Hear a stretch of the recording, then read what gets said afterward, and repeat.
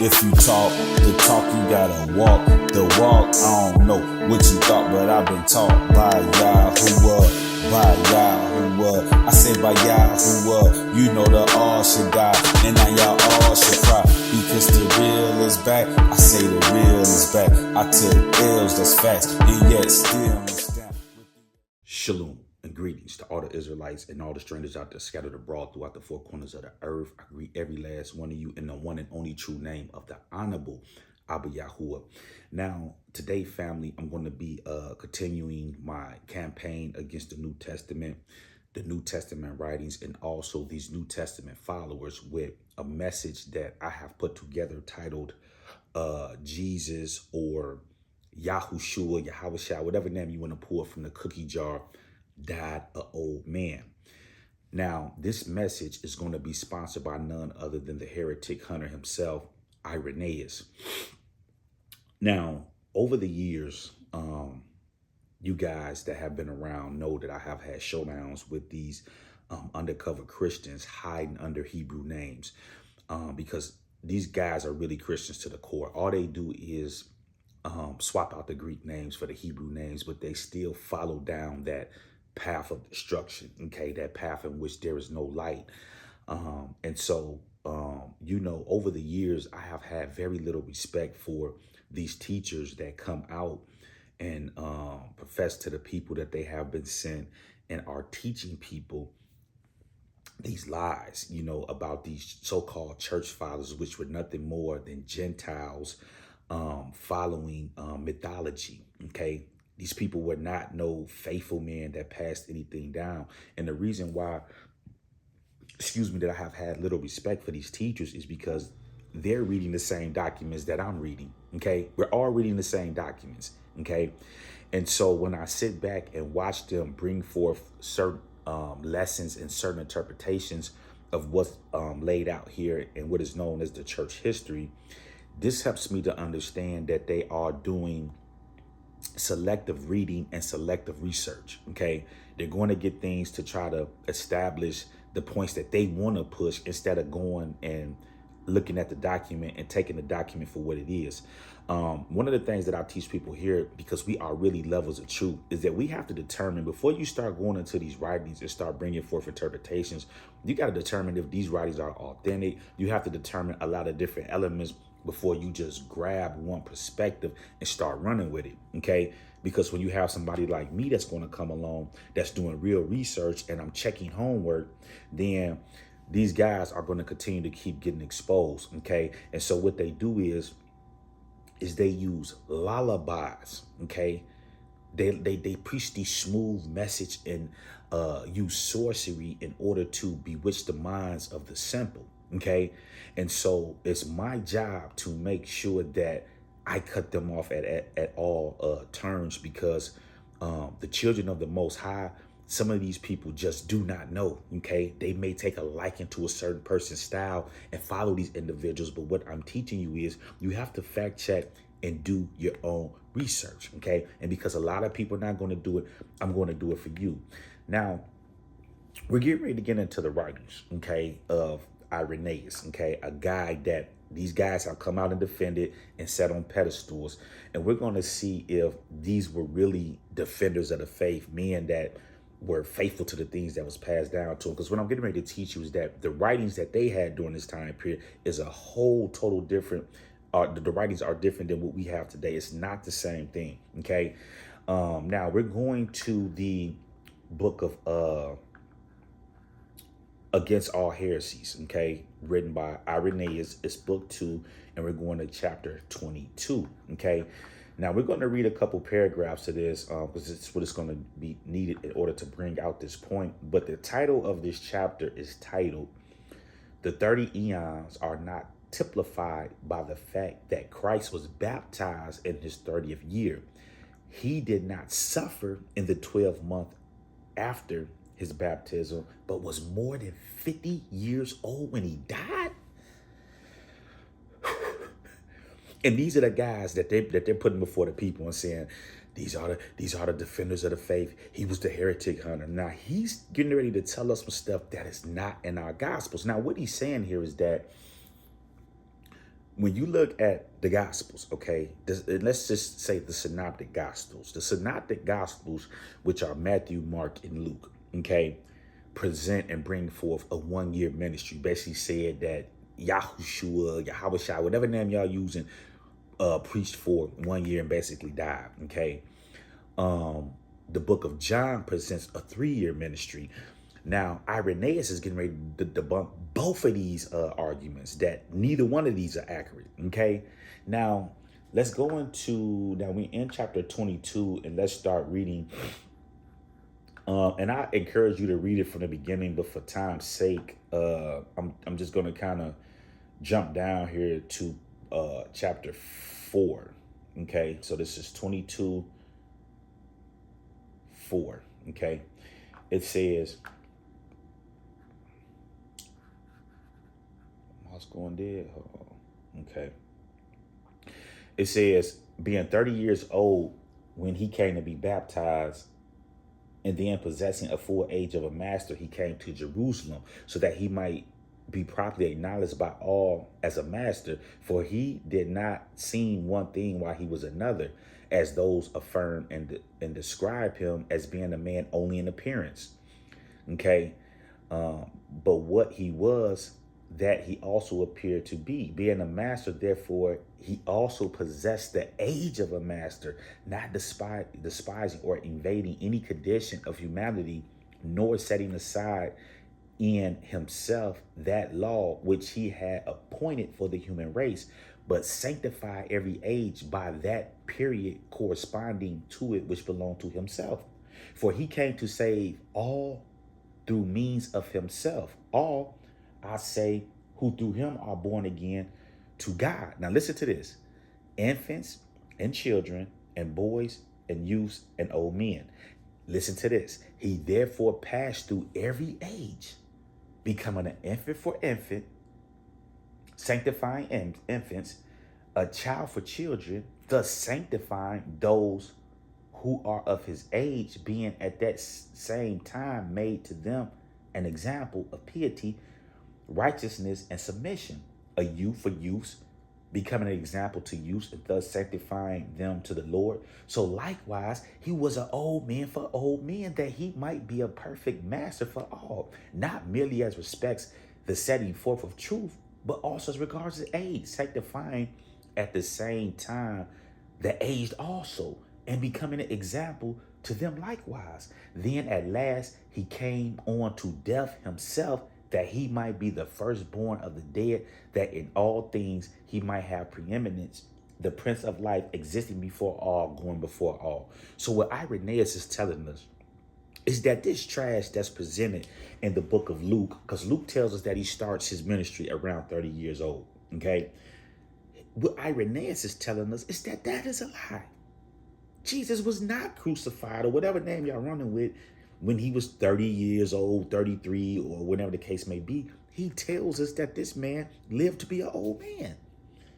Now, do the Gospels teach that? No. So these teachers out here are selective readers. They are selective teachers. They want to teach certain things, but this is critical. They'll go in here and get all this trash out of here, but the key components, they bypass like they don't see it. Because which one was it? Was he crucified when he was 33, or did he die old man? Irenaeus, the man that's living during that time period, tells us that the man lived up to be an old man. Okay? Listen what he goes on to say here. He says, they, however, that may establish their false opinion regarding that which is written to proclaim the acceptable year of the Lord, maintain that he preached for 1 year only, and then suffered a 12-month. And thus speaking, they are forgetting their own disadvantage, destroying his whole work, and robbing him of the age which is both more necessary and more honorable than any other. That more advanced age, during which also as a teacher, he excelled all others. Okay? For how could he have had disciples if he did not teach? And how could he have taught unless he reached the age of a master? For when he came to be baptized, he had not yet completed his 30th year, but was beginning to be about 30 years of age. Now, see, they have these brackets in here. For thus Luke, who mentioned his years, has expressed it. Now, Jesus was on the beginning of 30 years when he came to receive baptism. And now they got here in these brackets according to these men. That's not in the manuscript. That's why they got it in the brackets. They're adding that. Basically, what he's saying is, and he preached, okay? He's not saying, no, according to these men, and he preached only 1 year, reckoning from his baptism. On completing his 30th year, he suffered, being in fact still a young man, and who had by no means attained to advanced age. Now that the first stage of early life embraces 30 years, and that this extends onward to the 40th, everyone will admit, but the 40th and 50th year, a man begins to decline towards age, which our Lord possessed while he fulfilled the office of a teacher, even as the gospel and all the elders testify. What elders and what gospel? That's not in our gospels today. So this tells you that, see, when he speaks about they are the people that's in control, that have given you our modern day doctrines, gospels. That stuff is not in there. The exact thing that he's arguing against are the things that's in the gospels. And they want to lift these up. See, I'm showing you guys that these undercover Christians cannot have their cake and eat it too. You're either going to pick Irenaeus or you're going to pick the gospels. But this cannot be rectified. He said that the man, and now listen to this. Let me keep going right here. Listen what he says right here. Because he said the elders, as the gospel and all the elders testify, which that's a lie. We ain't got none of this stuff in our gospel bearing record to that. Now listen what he says. Those who were conversant in Asia with John, the disciple of the Lord, affirming that John conveyed to them that information. So even they're saying that John is telling us that the Mashiach that they claim came through this time period lived to be an old man. Listen what he says here. And he remained among them up to the times of Trajan. Now, who is Trajan? Okay, because now Irenaeus is giving us a timestamp. Now, Trajan is a Roman emperor, and let's go ahead and pull his background. Okay, let's go ahead and pull his track record. Now, Trajan was a Roman emperor from 98 to 117. Now, 98 is around the same time that they're saying that the book of Revelations and the book of John was written during this time period. But at any rate, they're saying, Irenaeus is saying that he lived all the way up until this time period. So this stuff about Jesus died at 33 and in the early 33 CE, and then they're trying to put these time frames where Paul and them died during the days and times of Nero. Irenaeus is debunking this. Listen what he says. And he remained among them up to the times of Trajan. Some of them, moreover, saw not only John, but the other apostles also, and heard the very same account from them, and bear testimony as the validity of the statement. Whom then should we rather believe? Whether such men as these, or Ptolemaeus, and I can't pronounce that, who never saw the apostles, who never even in his dreams attained the slightest trace of an apostle. So what Irenaeus is telling us is that the elders in the gospels bear record to that. And my question to all these Christian defenders of the faith and the faithful men that passed this down, where is this at in our gospels today? It's not there.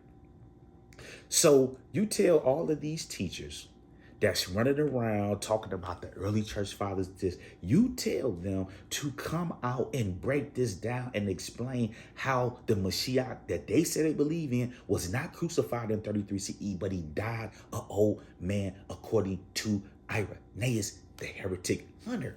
Okay? Because there's problems with that. Okay? And then he continues to go on to basically bring forth the evidence. And I'm not going to read this. You guys can read this. I just wanted to kind of bring this forth, but I will leave this for you to read. But he goes on to make the argument about how in the book of John, basically, they said that you're not even 50 years old yet. When he said that he knew Abraham. So he was basically saying that with them saying that if he was a young person, if he was in his 30s or whatever, then they would have never said that. They'd have been like, you still in your 30s. How would you, you know what I'm saying? Basically, he said that they were signifying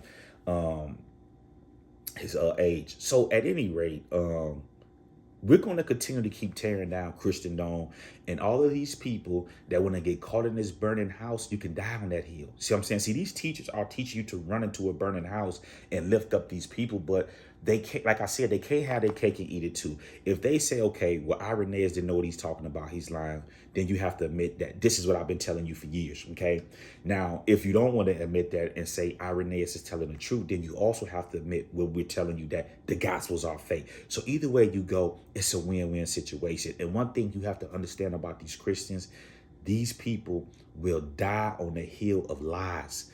They will under no circumstances admit their fault. They will never admit when they're in the wrong. You know, they will never admit when their hand is caught in a cookie jar. They will always look for some way to tap dance their way and moonwalk out of that situation. Okay, they'll come out and talk about all this other stuff, but let's talk about Jesus dying an old man, because the heretic hunter said that he died an old man. So which one is it?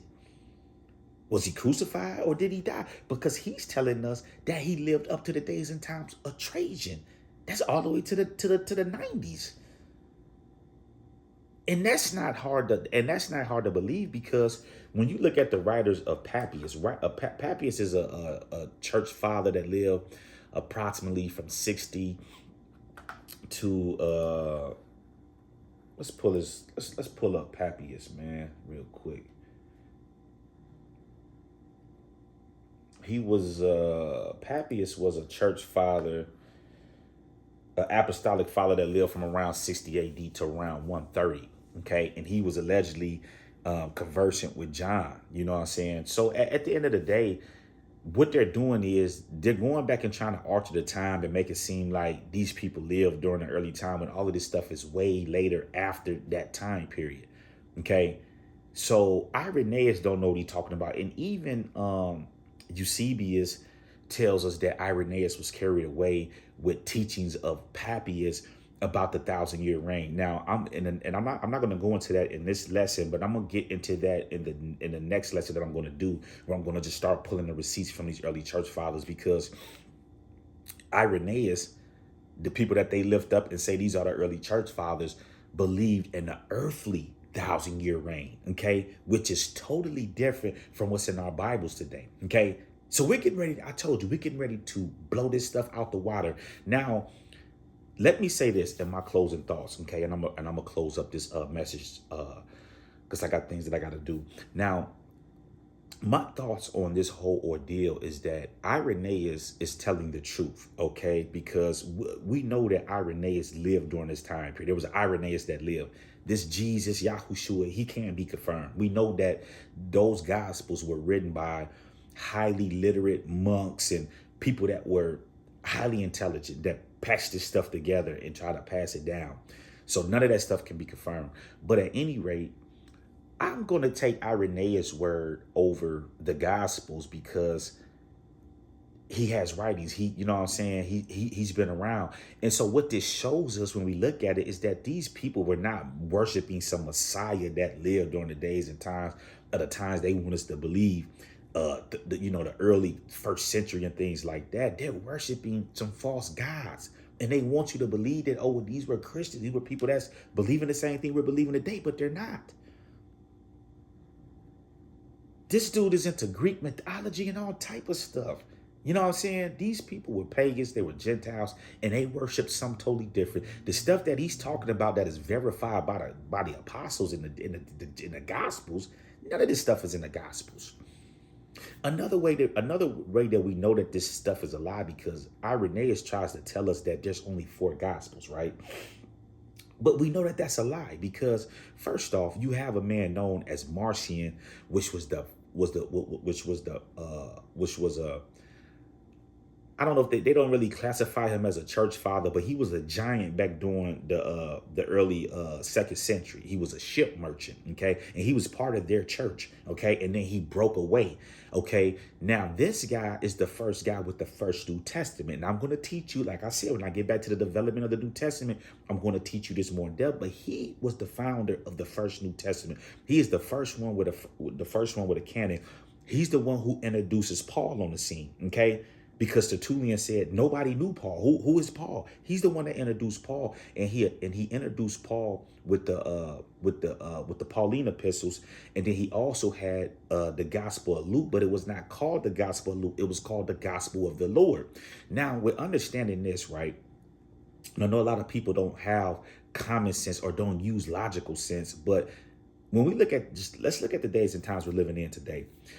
We know that you have all these different denominations out here, okay, or sects, or however you want to classify them. You have the Christian church. They read from a KJV or the New Testament. You have these messianic camps that read from the New Testament. Although all these different camps are teaching different doctrine, they all read from the same manuscripts.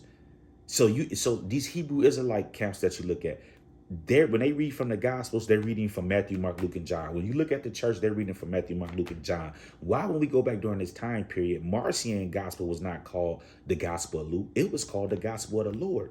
Now, that same Gospel of the Lord then took on the name the Gospel of Luke, which which they're trying to say came from Irenaeus, but we know that it's the same exact book, the book of Luke.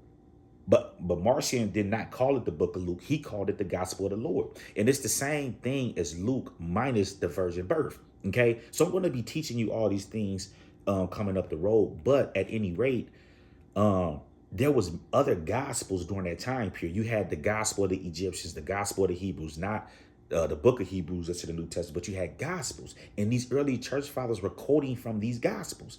So if Irenaeus saying there's only 4 gospels, and all the other church fathers are quoting from these gospels that's been destroyed, this tell you that there was more gospels that were circulating back during that time period. What the Catholic Church did is rounded all of these writings up and try to present it to you like all of these things were in harmony.